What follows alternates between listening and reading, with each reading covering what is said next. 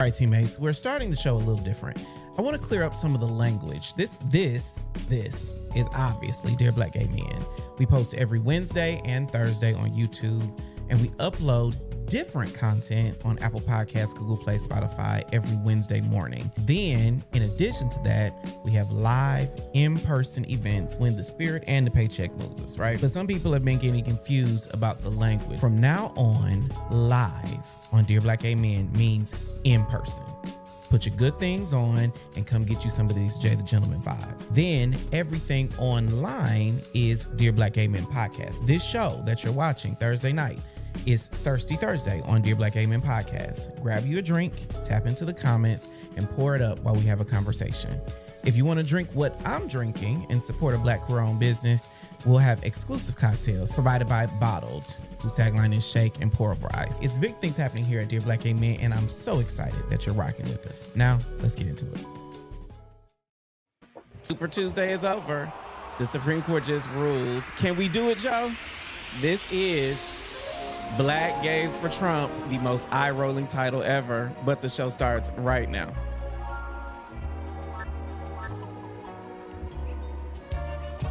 What up, though? Jay the Gentleman here. That's at JAI, the Gentleman on IG and Facebook. Welcome to Thirsty Thursday on Dear Black Gay Men podcast. Today, I'm talking to a political strategist turned educator and a political hopeful as we try to figure out what is the actual problem with Trump 2020. Excuse me, 2.0. Misread it. Please welcome Dean Snell and Devin Barrington Ward to the show. How y'all doing? Hey, how you doing? Unbelievable. Hey, how are you? Devin, how are you? I'm good. So, Devin, I met you so long ago, and you have been the most politically savvy person I have ever met in my life since you were like an infant, I think. So, my mom would probably agree with that. I'm excited to have you on the show. And Dean, I met you not as long ago, and definitely not in a political sphere, because, you know, we're human beings and we do normal things. No, so I'm excited. I'm excited to have you on. What type of normal things were y'all doing? We were just having a pleasant conversation between friends. Wonderful. Aren't you? Is that how you would classify it, D? Yeah. Okay. Pretty much. So the girls were in the DMs when we posted the name of this show, Black Gays for Trump. Of course, they was like, where do I sign up to watch this one? And I feel like we definitely need some cocktails for this conversation. What are you drinking, Dean? I have peach crown and a splash of cranberry. That's my drink for the peach crown and cranberry. It sounds like a whiskey fruit punch. It is very much so. So that's how it gets you. It kind of sneaks up on you. You drinking fast, you think you're not getting buzzed, and then next thing you know, you're like, oh. You like things sneaking up on you, Dean? Absolutely. Huh. Devin, what are you drinking? I am feeling just a smidget under the weather, so I am drinking a hot toddy with tequila.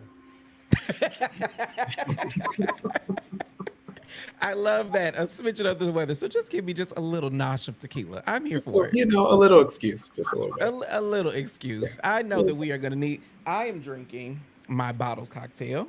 Mm-hmm. Let me get the brand name in there. What I love about Bottle. So Bottle is a gay-owned craft cocktail brand and Black gay-owned craft cocktail brand. And like he told me to make sure that the bottle is right because the B is on the bottom and the D is at the top. Oh, got it. All right.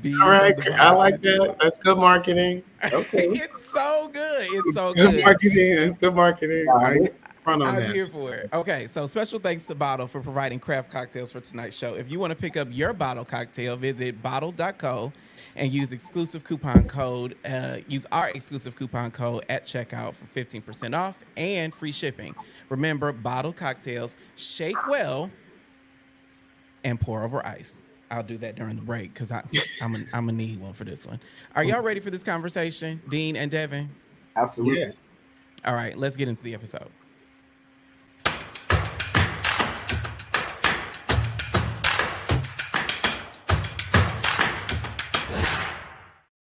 All right, teammates. The Supreme Court just found in a unanimous decision that one state cannot take a presidential candidate off the ballot. And Super Tuesday results are in, and Trump is the Republican nominee. So tonight, I'm going to, since it's looking like it's going to be Biden versus Trump 2.0, what is the problem, Dean and Devin, with a Trump presidency? Dean, I'm going to start with you. What is the problem with Trump 2.0? I think the problem with the Trump 2.0, we kind of seen what happened with Trump the first time. I don't really think people kind of realize the megalomaniac that we have in front of us. Megalomaniac, that's a big word. Yeah. So you have to break it down for me. It puts you in the mindset of that's what they would call Hitler. And this kind of reminds me of that time period of them coming to power, that kind of Nazi party coming to power. But I always tell people a Trump presidency 2.0 won't look good for us as a people, not just because of Trump, but because of the Republicans that will be backing him. I don't really think it's Trump that we have to worry about, but it's the people that sit in Congress, that sit in the U.S. Senate, the U.S. House on our local elections.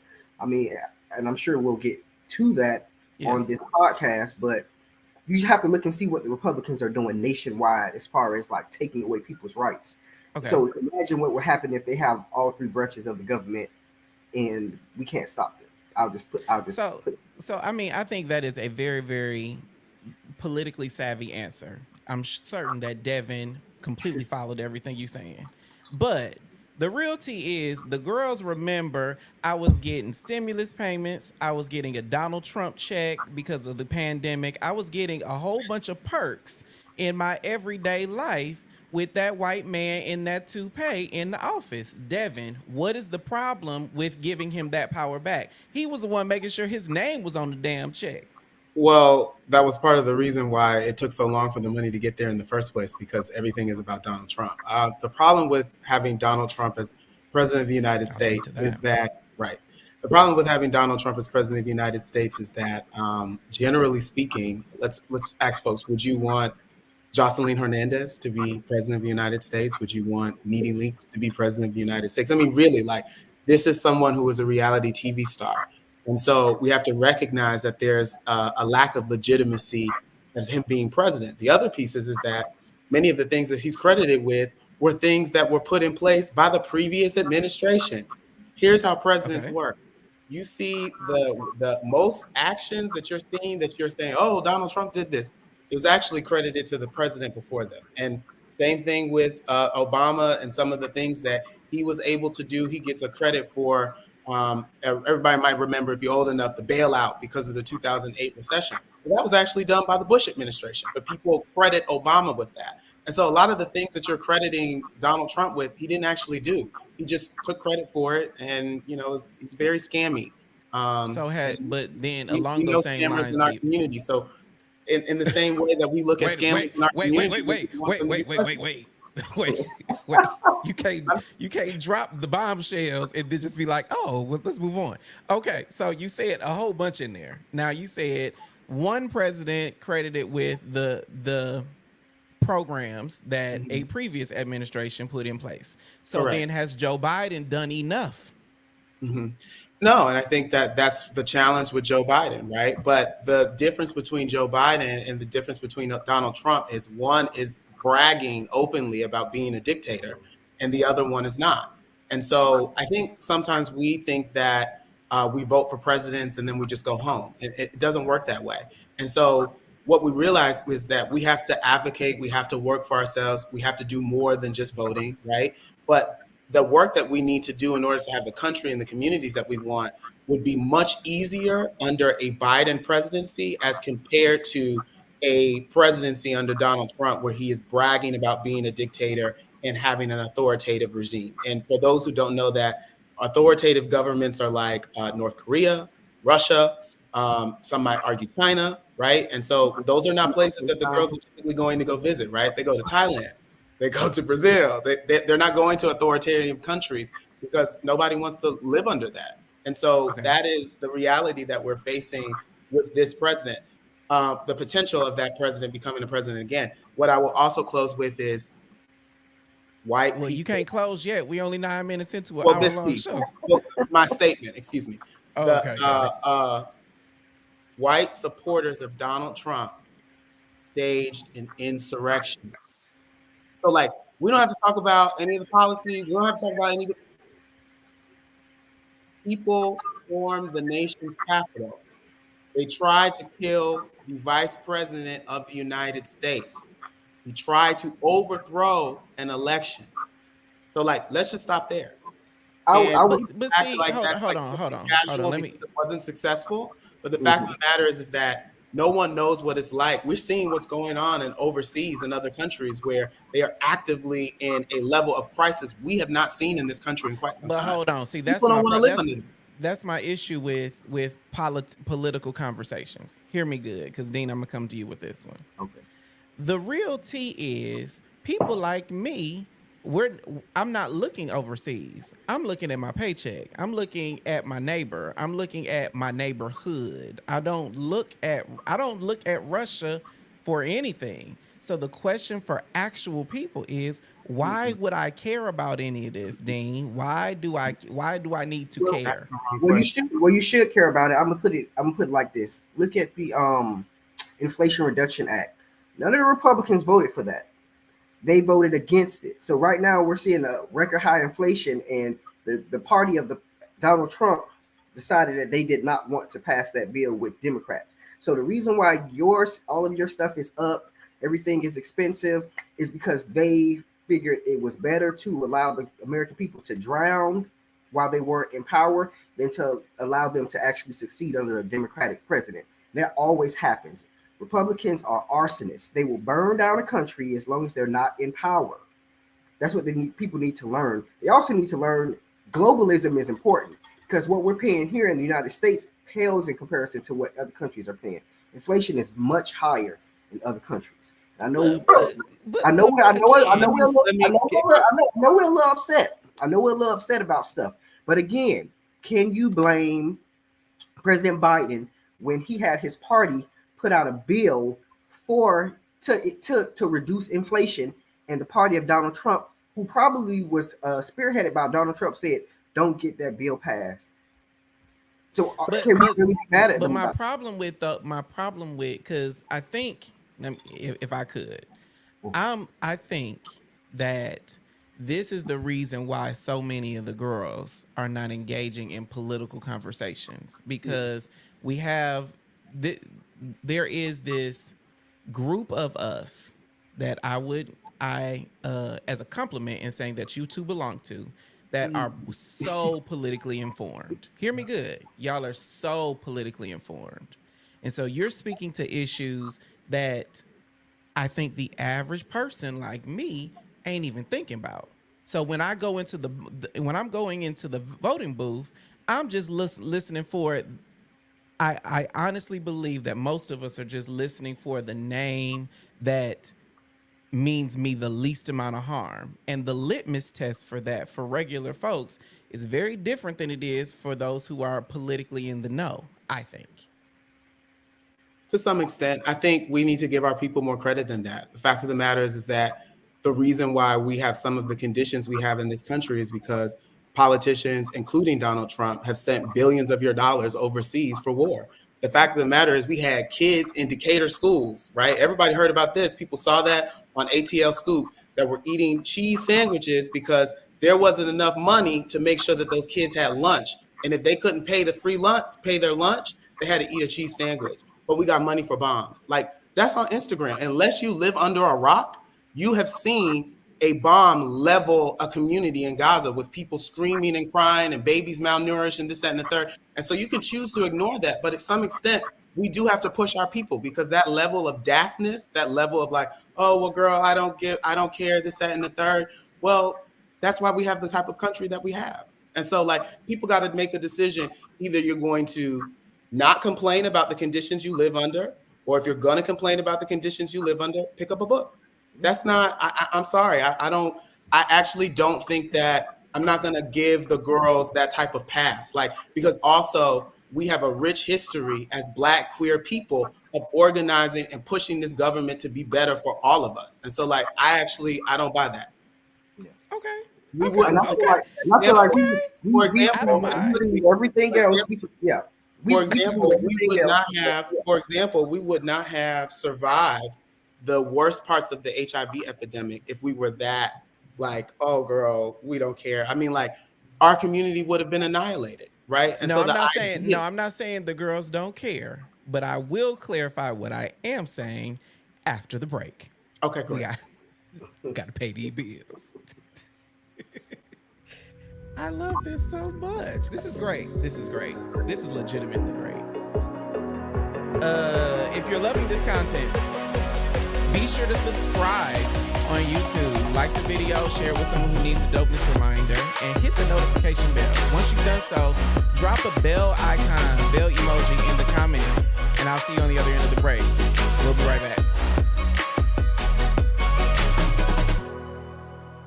I think I lead a pretty normal life. I'm a podcaster and a content creator. I'm pursuing my passions. So many of us, Black gay people, either live with a reality or a fear of HIV. Any movement toward a future where HIV is less of a part of who we are, I don't know that I can think of anything more impactful to our culture. Hit the notification bell because we're going live. Like that's the least of my worries. The size. Oh, I think relationships are becoming more complex. Tuesday and Thursday every week. Welcome to Dear Black Gay Men Live at 9 p.m. Eastern.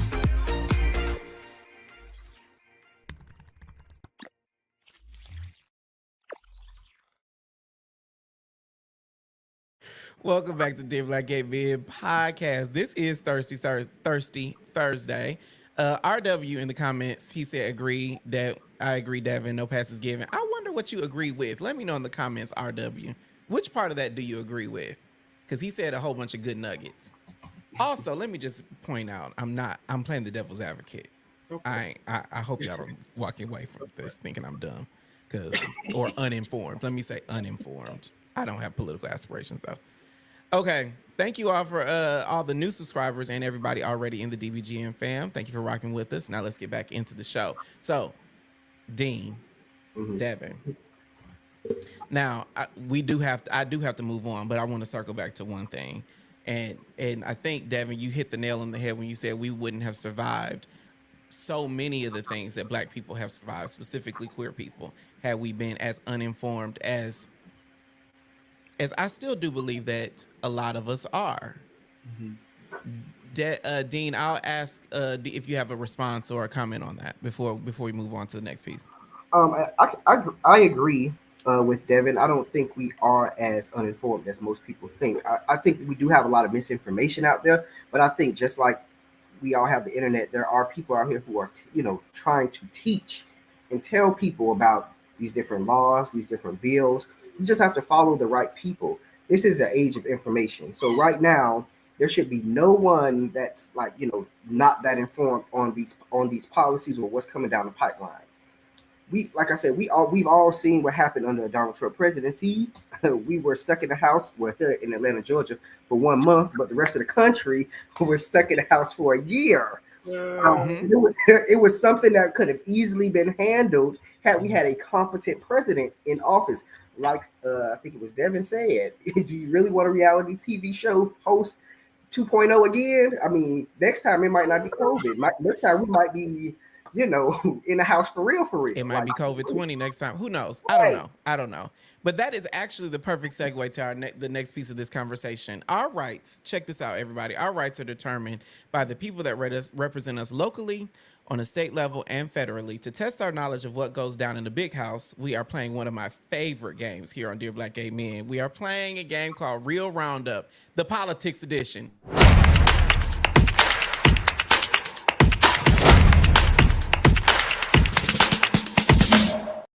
Okay, most of the girls only vote every 4 years, if they vote at all. But most of the legislation that affects our everyday lives happens at all levels of government. I'm going to read a piece of legislation that either recently passed or is about to pass or could potentially pass. Everybody in the comments is going to let me know if this passed locally, on a state level, or federally. Locally, state, or federally. And we will see how well we know our rights. Dean, Devin, are y'all ready? Yes, sir. Okay, so this piece of legislation is called Bill 140, and it's banning gender affirming care. Y'all let me know in the comments. Do you think this was a local bill, a state bill, or a federal bill? Banning gender affirming care. Now, we know that gender affirming care is under fire. Everything related to gender nonconformity is under fire. What have you all heard, seen, or experienced? Not experienced, because both of y'all are cis, but what have y'all heard about gender affirming care being on the chopping block? Dean, I'm gonna start with you. I mean, I think we need to look at it from a local level, state level, national level. But when I look at gender affirming care, we see again that's something that's being peeled back. Kids are not able to get the medications that they need, the hormones they need to actually transition safely. I've noticed that a lot of Republicans kind of tackle it from the perspective of they're trying to change your child. They're trying to indoctrinate your child. No child should be able to transition until they're 18. And it's always a spin on what's actually happening.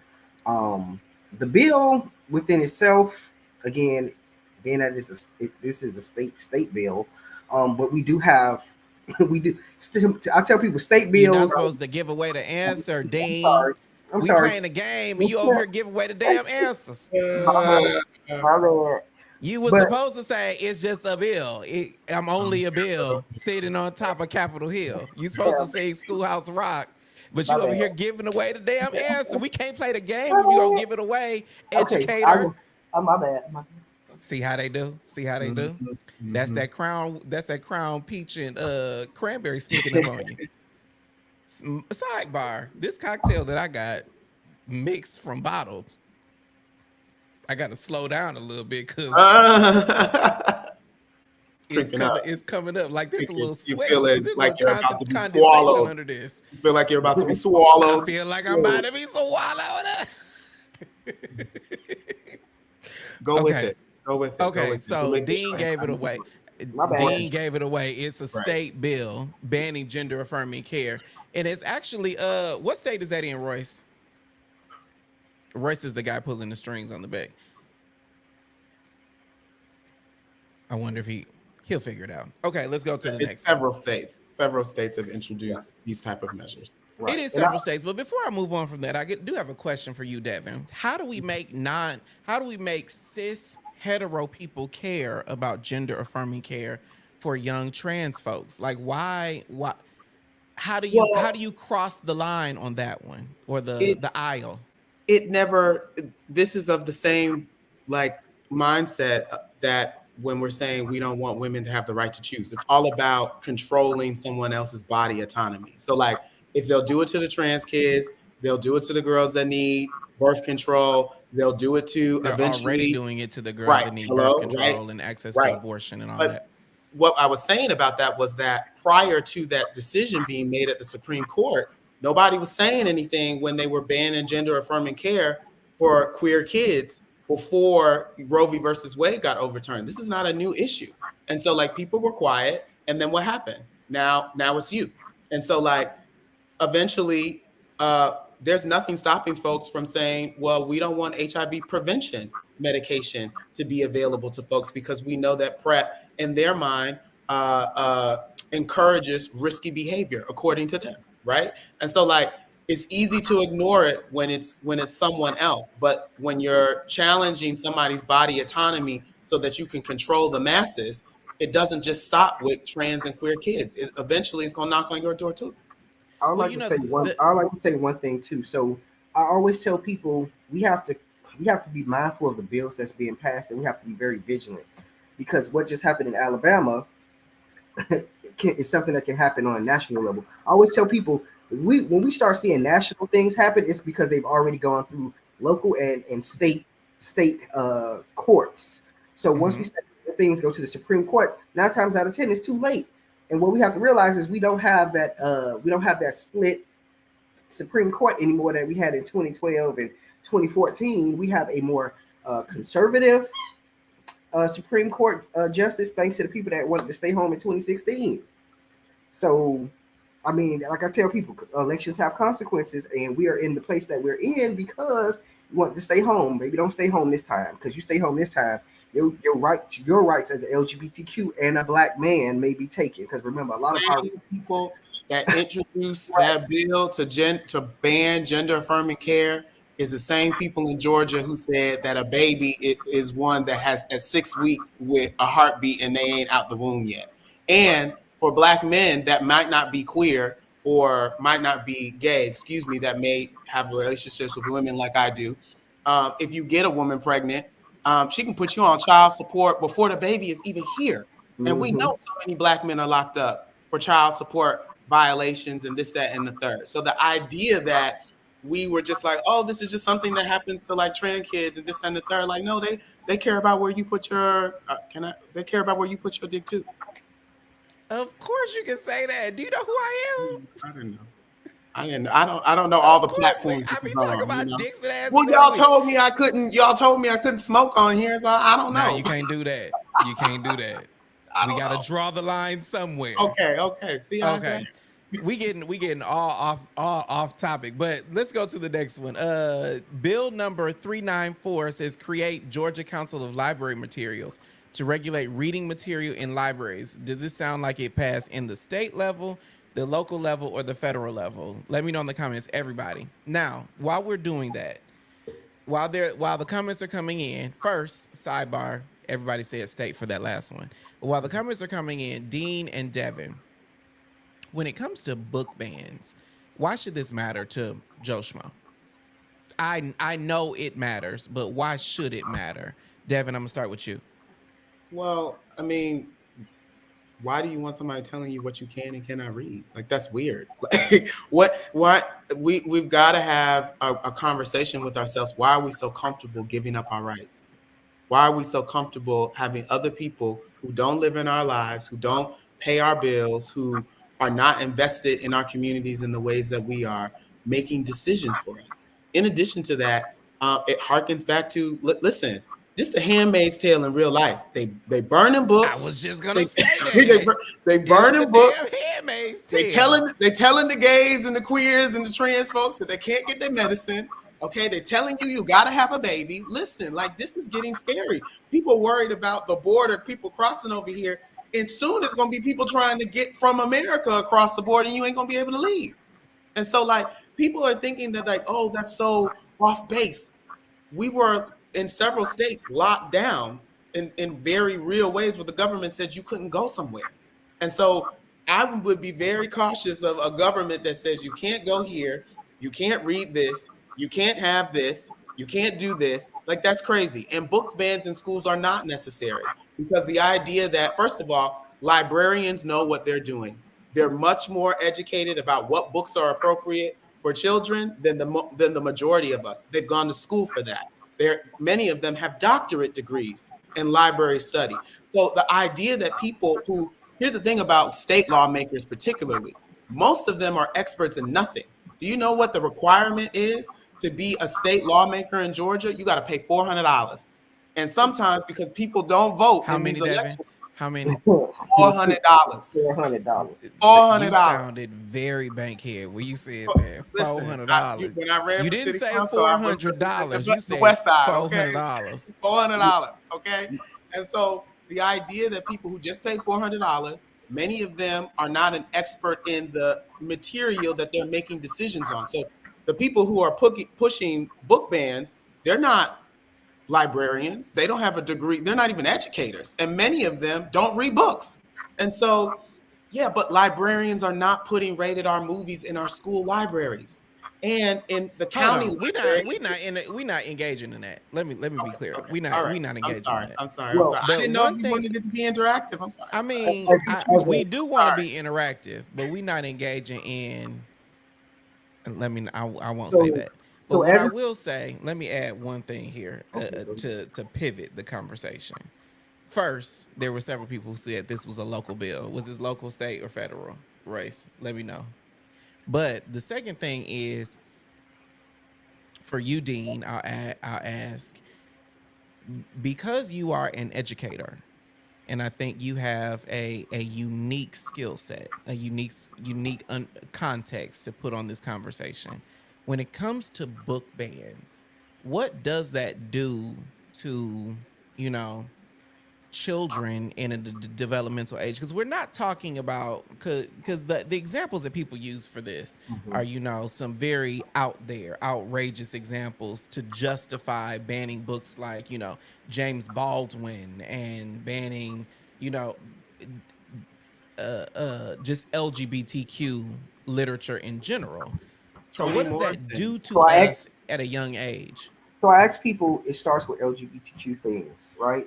So what happens when they, like Florida, they start banning African American authors and writers, because that's how it Toni always Morrison starts. has been on a book ban list. That's how it always starts. It always starts with LGBTQ things. That's how they get people to. That's how they get power, and they pass these bills that, you know, the state can control what goes in a library and what goes out of a library. And second, to me, in those libraries, those books are age appropriate. If we're in a middle school, they're not going to put anything that isn't age appropriate in a middle school library. Okay, just like Devin said, these librarians know what they're doing. Okay, these librarians studied this stuff. As an educator, we have an obligation. Just because these kids are young-minded, sometimes they need that representation. We all know that we were queer in middle and high school, and some of us were reading books. I was gay in preschool, and some of us were reading. Some of us were reading these books, you know, as kids, and we knew. Okay, I see myself in those books. Just like as a Black person, you want to see yourself in a book. We're starting to see more Black people in fantasy because we didn't see ourselves in fantasy. Now, sooner or later, somebody can come along and say, "Oh, well, you know, they've already done it in Florida. I don't like this book because it talks about racism in this book, so we need to ban that book." Because that's basically what's happening in Florida. It can happen in Georgia. So, but hold on. Let me. I'll tell you this one thing. The interesting thing about that, the part that kind of piqued my interest, is because when I was in middle school, 8th grade going into 9th grade, and I picked up and I read the first page of an Elin Harris novel, the very first page, just one page. Now, mind you, later in life, I read the whole canon, Elin Harris, everything, and realized it got a little vulgar in times and places. But in middle school, the idea that there were people out there that felt the way that I feel, and walked the way that I walk, and they're Black like me, or at least I imagine they were Black like me in the pages of this novel. That changed my life. And the idea that young people might not have the opportunity to see themselves in literature, you know, that is weird to me. So, to me, a couple of things. A whole thing. Couple of things. One, when I read the Zane book, I didn't get it at the library. I got it out of my mom's room. Okay, so like whatever inappropriate material I was reading, it was not at the library. It was in my mama's house. Okay, so let's start there. Two, the idea that they're like, this material is graphic and vulgar. Have you been on Instagram? Have you been on TikTok? Have you been on the internet? Have you played a video game that these kids are playing? That's what's vulgar. And we should be happy that children are picking up books, because our literacy rates are abysmal in this country, right? The kids can't read. Our babies cannot read. And they're being concerned about whether or not certain material is there. We should be happy that our kids are picking up a book in the first place and not picking up a gun. The last piece is that why are books harder to get than guns in Georgia? And now the for real, it's crazy to me that we're not seeing that they're literally trying to reorientate history in this country. They're trying to act like slavery didn't happen. If you read some of the books that they're replacing in Florida, textbooks about Black history, they're saying that slavery was voluntary. They're trying to rewrite history in this country to make it seem like all of the crazy shit that it's done has never happened. And like, we should be appalled by that. And they're also trying to limit the imagination, as you said, Jay. They're trying to limit the imagination of Black folks, of the new majority, which is going to be, this country is going to be a Black and brown country, whether they like it or not, because you shouldn't have brought slaves over here and had sex with them, because now we here. The Spanish folks is here. Okay. That's their fault. Stop trying to exploit people, and maybe it would still be a white country. But because you did all of this exploitation, that's what happened. So like they're trying everything desperately to change the course of what is inevitable, which is that we are the rising majority, and they just have to live with that. Can I say hold on. We got to move on to one. We got to move on to, and then there's a comment that I want to address. Okay. But let's keep going. There's one more bill I want to add into the game, and then we're gonna move on to a break because I gotta pay these bills. There, specifically because Devin said, "Why is it so difficult to get books and not as difficult to get guns?" There is a bill called HB 107. It's called the Police Accountability Act. Let me know in the comments if you think this was a local bill, a state bill, or a federal bill. While that is happening, there is a comment that says, and I really do want y'all to weigh in on this. It says, I would not allow a 10, 11, or 12-year-old to stumble on an Elin Harris novel. I love those books, but they are not appropriate for children. That is not a controversial statement. That's why I said those books probably would be found in elementary school because they're going to have them age appropriate. That's why I said librarians know what they're doing. See, people, they use the extreme things, and then they kind of they put it online, and it's like that's not even what that is. Okay, that's not even what that is. Or I'm so struggling. Or just like how you'll have somebody who will put a book in the library and say, "Look what I found in the library." That doesn't happen. It doesn't happen. Like Devin said, I read Anne Rice on my own. I found the Anne Rice book at the local library, not at my struggling. Library. You know why I'm struggling? Why are you struggling, Devin? And then I'll tell you what. I really want to know. When's the last time the vast majority, to your earlier point, the vast majority of us are walking into the library? When's the last time you walked into a library other than to go vote? When is the last time you've walked into a library and actually that's know? That's a great question for the comments. When's the last time? When's the last time people have walked in a library to actually know what is the process for checking out a book? Have you gone with a young person to see what their process is? Because librarians, again, are trained. You have to check those books out with a librarian for a reason, right? And so the vast majority of young folks aren't even walking into a library. That's the thing that's so maddening to me. Yes, put the Elin Harris books there, because if that's what's going to get them to come into the library so that they can learn how to read, I'm with it. I'm with it, because the babies can't read. That's what we should be outraged about. Okay. And so now I'm not going to assume that this person, Willie Sullivan, is outraged. But what I will add, if I could just put my little 2 cents in, is I do believe that I cannot imagine someone who reads a book of any kind is so damaged by it that it becomes detrimental, because they have the option to not turn the page. There's always an option of not turning the page. If anything, I do not know any professional who says that life is worse with more books. Right. I do not know any my niece person. Know the song? I don't know any educator who is saying read less. Why does my niece know the song to P Valley, and she's 7?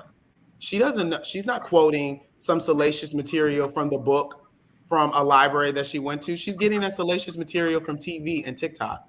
So again, like, we're worried about the wrong things. We're worried about the wrong things. The idea that people are in like a fit about, oh, they could be reading material. The kids are not reading. What part of that don't people understand? Look at our literacy rates. Go and see. Go walk in your library and see how many young people are actually in the library. Let me sidebar, because we're about to go to a break, and just because I think we're veering off the topic that Royce initially planned for us, because I can see him in the little screen too. But I want to talk to you, Willie Sullivan. I want to have a conversation with you. If you're open to it, this is my open invitation to Willie Sullivan, who is in the chat right now. I would love to have a open-minded, intentional conversation with you, sir or ma'am, because I do know several female Willies. So I do not know your pronouns. I do not know where you are from. I don't know who you are. But I would just love to talk about this topic specifically. He said, Willie says, what is the topic? This conversation is all over the place. I'll let you pick it, but I definitely want to talk politics and book bans with you. How deep we go into that? You should bring an author, George Johnson, who's a Black gay man whose books has been banned. You should bring him for that conversation. I'd be curious to see how that. There are several authors that have been banned. Like the list of authors banned is. I just mentioned George just because we know him.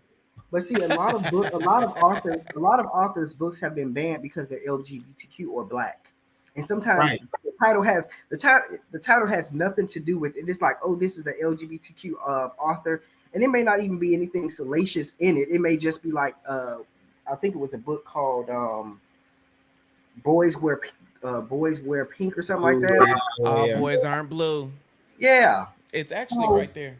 It blows me because, like I said, it starts off small, and I'm like, that means that even if it is as innocent as can be, just because there's an LGBTQ person in the book, it can be banned if someone doesn't like it.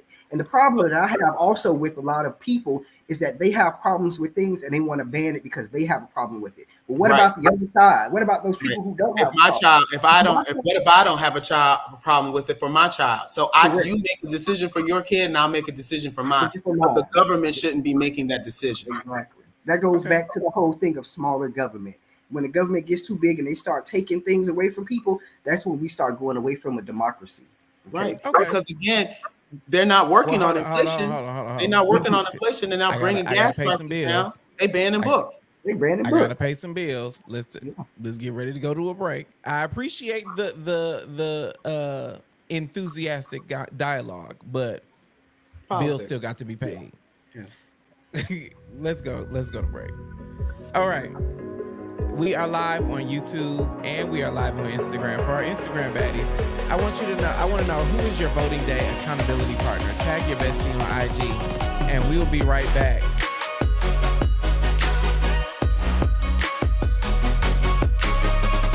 You might have to go to break sooner. What up, dog?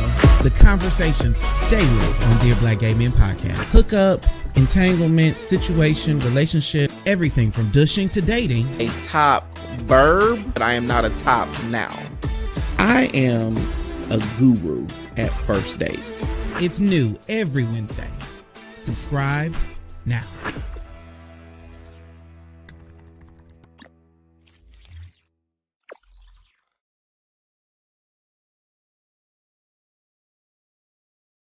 Hey teammates, welcome back to Thirsty Thursday here on Dear Black Gay Men podcast. We are streaming live on Instagram and on YouTube. So all your Instagram baddies, let me know in the chat box who is your voting day accountability partner. I know we have an election coming up in November. For most of us, we know. I really truly believe that this is a more than pivotal election coming up for us, but there are several others that happen usually in the most obscure times that we have to be engaged in. This particular time that we are in demands our full intention behind who and how and what we are supporting. So tag your voting accountability partner in the chat box, and then we will get back into the show. Devin and Dean. Representation matters is a buzzword we hear all the time, from books in our libraries, as we have discussed, to teachers in our classroom, as Dean is representing. But where is representation when we are in the voting booth? Devin, why are queer political figures so important? Well, nobody's going to look after you like your own people, for the most part, because we know some of our skin folk ain't our kinfolk. But for the most part, you can expect that people who have similar experiences as you are going to prioritize the issues you're concerned about, right? So if you're concerned about funding for HIV services, the person that's probably going to be the most concerned about that are someone who comes from a community that is most impacted by that, which is us. If you are concerned about trans kids being able to get the gender affirming care that they need, then trans representatives are going to care more about that in a way that there are cisgender representatives who have voted against that, and rightfully so, and they don't deserve a cookie for that. That's their job.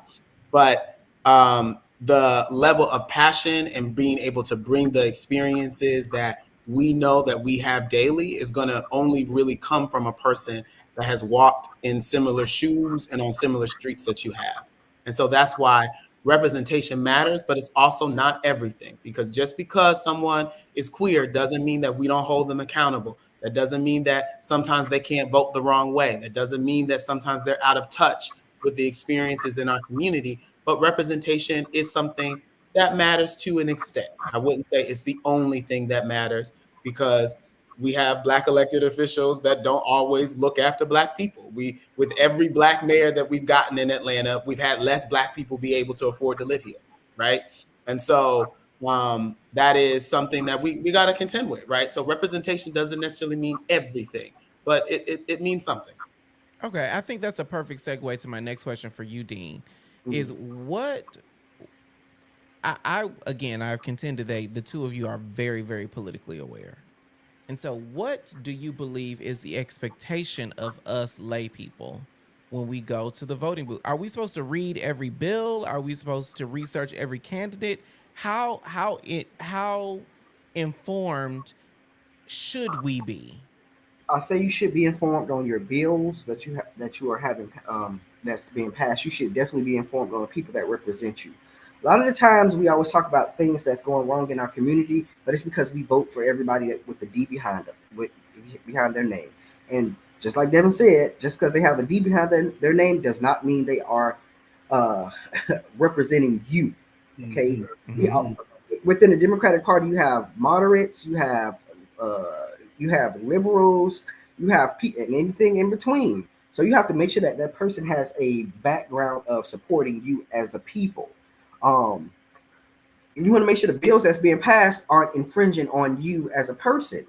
So you have to be educated in who you're voting for and what you're voting for. I think taking a day to research bills that's going to be on the ballot and to research candidates is important. People always talk about, well, how did we get here? Why do we got these bad candidates? Well, did you vote in your primary? Did you get out and did you, I tell people, did you volunteer for those local elections? You can volunteer for local elections, state elections, or state people, and national campaigns. You can go into those. They have small spaces where they have like house visits where people go into houses and these candidates talk to them. You can ask those questions instead of waiting until the voting day to be like, oh, I don't know who to vote for. Or this person says D. This sounds like a black. I've heard people say this. This sounds like a black person. Now let me go vote for them. Literally. If we see anything from North Carolina's Republican nominee that they got right now, that's a black man that said black people don't deserve reparations, and I wish we can go back to the old days. That should tell you that everybody that look like us is not for us.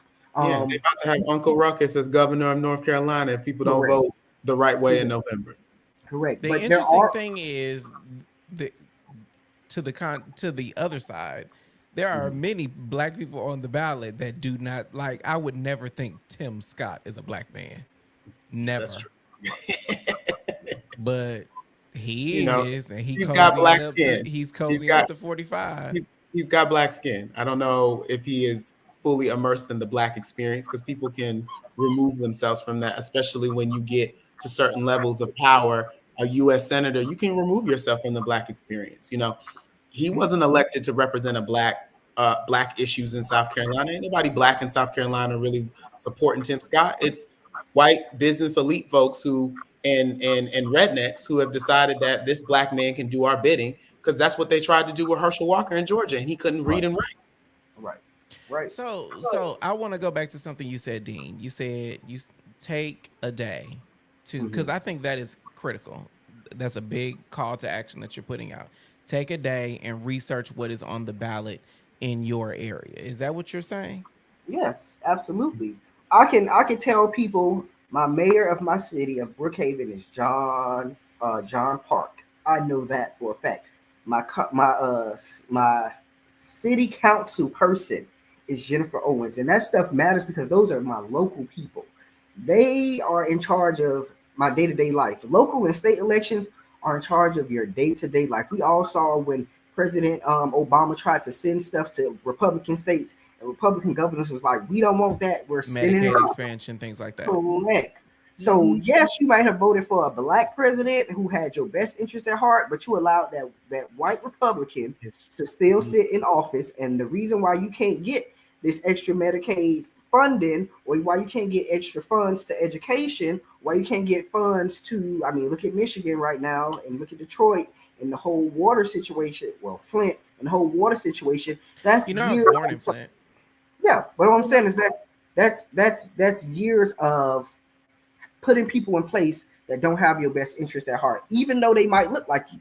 Can I give some resources for folks? So if you want to research your elections, you don't have to just go and Google blindly. Like, there are well-respected organizations that put voter guides out there, like ACLU of Georgia or whatever state you're in, the ACLU. They usually put out a voter guide before the primary election and the general election.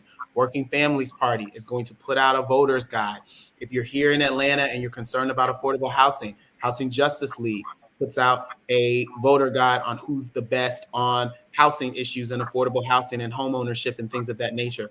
The NAACP in some places has a voter guide. So like many of these civic organizations, all you have to do really is just Google voter guide in your city and then just look at the different voter guides. And from there, we're not asking people to go and like look up these things blind. There are resources out there that's available to you that can help you in your research around, what are the issues that are going to be on the ballot and where do these people stand on the issues? Because what I like to say is we're not beholden to any party, particularly as Black people. We don't have permanent friends or enemies. We've got permanent interests. So like whoever's going to represent the interests of Black folks, of LGBTQ folks, regardless of what letter they have by their name, that's who you need to be prioritizing and spending most of your attention on.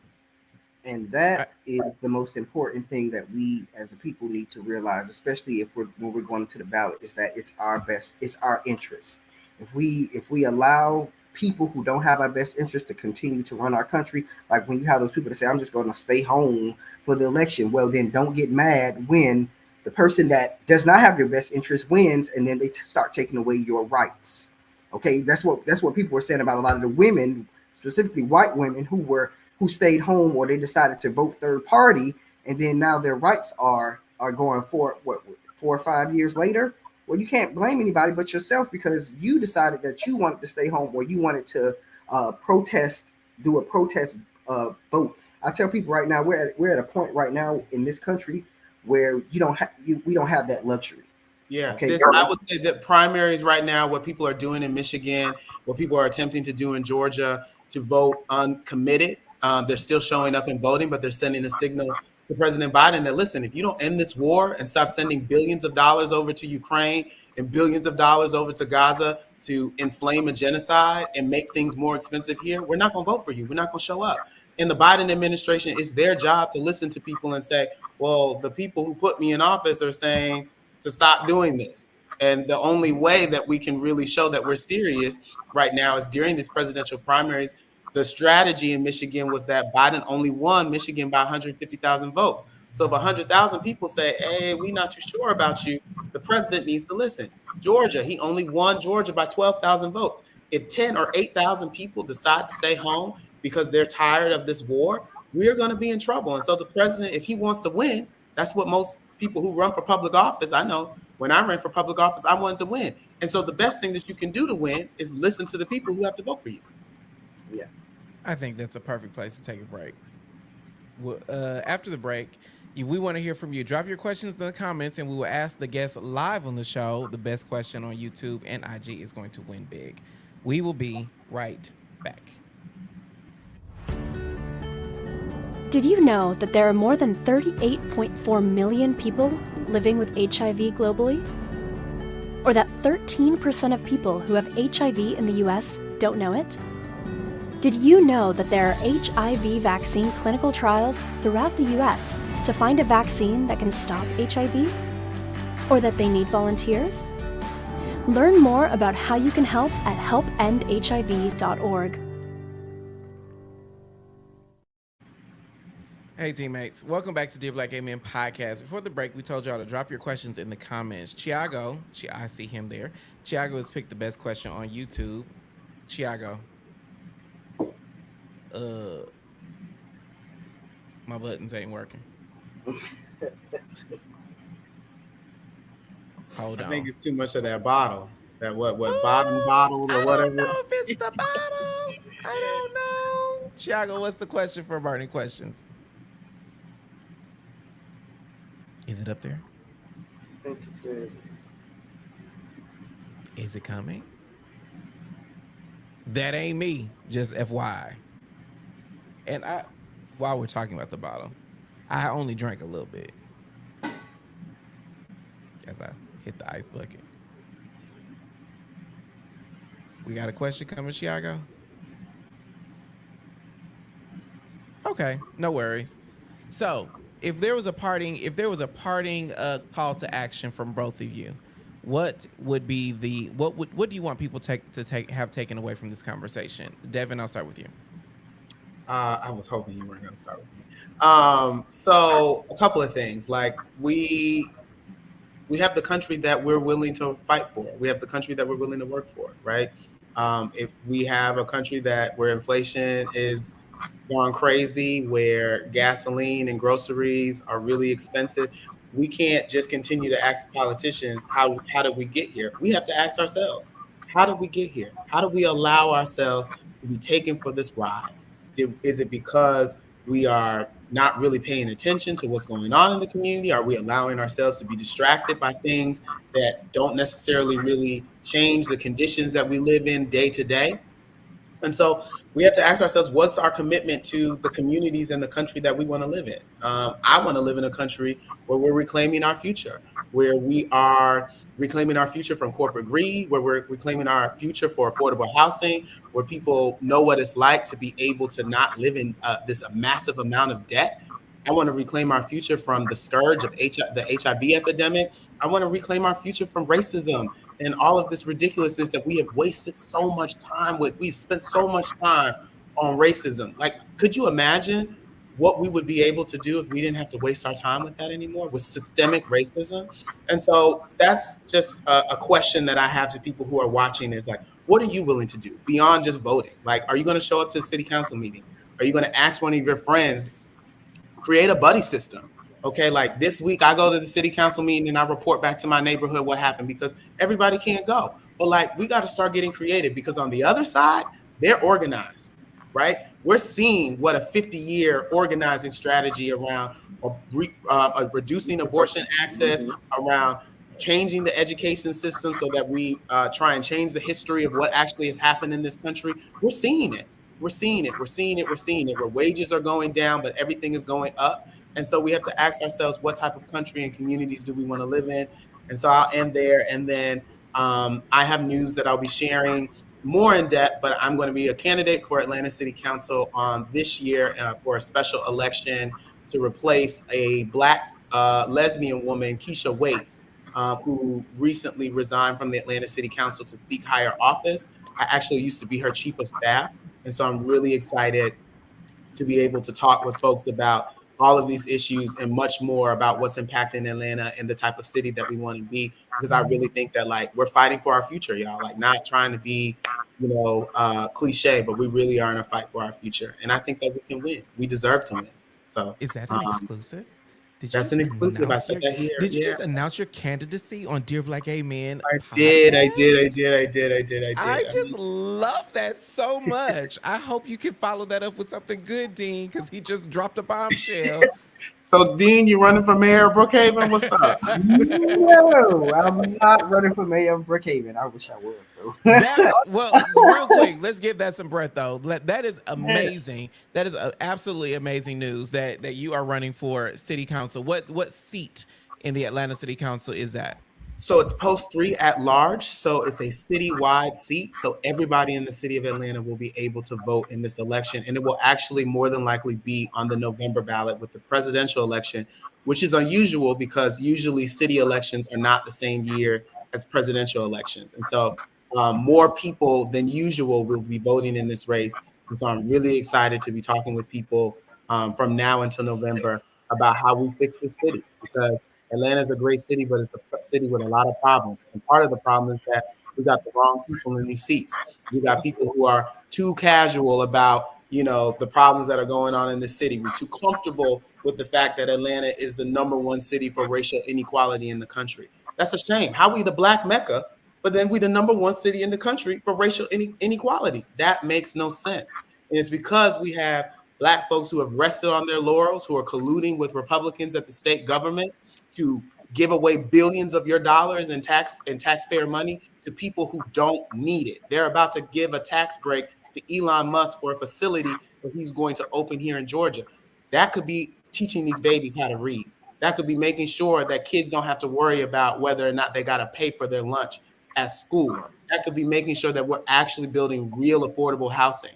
But they're taking your money that's supposed to be for the public interest and putting it in billionaires' pockets. And you should be upset about that. I know I am. So if you're asking why everything is expensive, you need to be asking, am I going to show up and vote in this election? And am I going to show up and vote for people who have a history of fighting in this for us in this community? And my history is unquestioned. And so I'm excited to represent us on the Atlanta City Council, because it's time we send a fighter down there who's going to fight for us. Yeah. I will tell you that I am excited for the I don't want to call it a battle ahead, but I am excited for the journey that you are undertaking. That is exciting. Dean, I have a different question for you. Okay. There is a question from the comments. Mr._Professor411 said on Instagram, he said, at what point should compromise be a part of the equation when voting?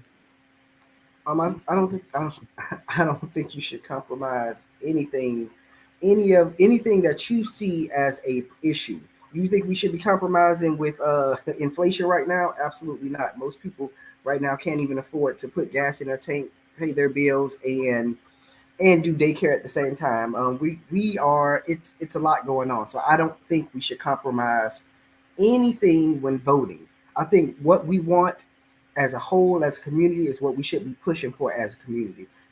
What's the problem is I feel like as a community, we haven't galvanized in a long time to say, this is what we want, this is what we expect, this is what we want from our candidates, this is what you need to give us when we're voting for you. So, right, I mean, to me, at the moment, we're compromising already. We've been compromising for the last, 3-4 elections when voting. We need to stop compromising. And I mean, this election right now is a little too late, but I feel like going into 2026, 2028, we need to be talking about what we want right now. I see people, this mass push for reparations. Well, if we're pushing for reparations, we need to get serious about it. I received that. I received that. Thank you. We'll have to bring you back on to have. It's fine. I want to come for the live show where we in person in the studio. Yeah, bring me back. Got it. I do want to thank Mr. Professor 411. You won big for this question. We'll let you know what exactly you won after the break. We will be right back. Get in the conversation. This comment says, I did a good job. It's time for a congratulatory ejaculation session. Chat live on the show and get exclusive content. The bottoms are going to eat me up for this in the chat. Join the Dear Black Gay Men Insiders group on Facebook.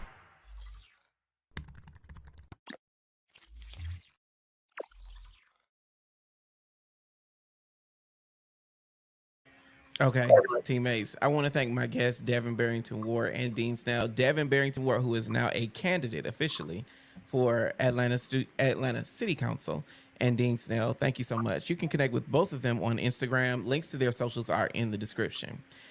To the questions that came in from Mr. Professor 411 for burning questions, you just won our black on black snapback, the one that I'm wearing. Well, not this one, because I have it on my head, but you can DM at Dear Black Gay Men on IG to claim your prize. For everyone else, you can shop Dear Black Gay Men merch at dearblackgaymen.com. For 10 lucky viewers, use coupon code Black Gays for Trump at checkout for 25% off Dear Black Gay Men trucker hat, valid only while supplies last. 20 years ago, when I lived with my dad in Dallas, Texas, sodomy laws were struck down. My very Kenyan father came home and he took me out to IHOP so we could celebrate. It took a Supreme Court ruling to get those laws taken off the books, but it was state and local officials who put them on the books. As much as we look to our president to represent us, as Dean and Devin have talked about, what our guests today have shown us is that the laws that have the most impact on our actual lived experience start, they're written, and are passed in our neighborhoods, at our city council meetings, at our school board meetings, and in our state capitals. They're drafted by our state and local representatives and have the power to impact who we are, where we live, and who we love. Yes, November is important, especially because Devin's going to be on the ballot. But your life depends on the decisions you make every other day of the year. So tap in. This is the time to tap in. So, dear Black gay men, let's make our voices heard more than just in the comment section.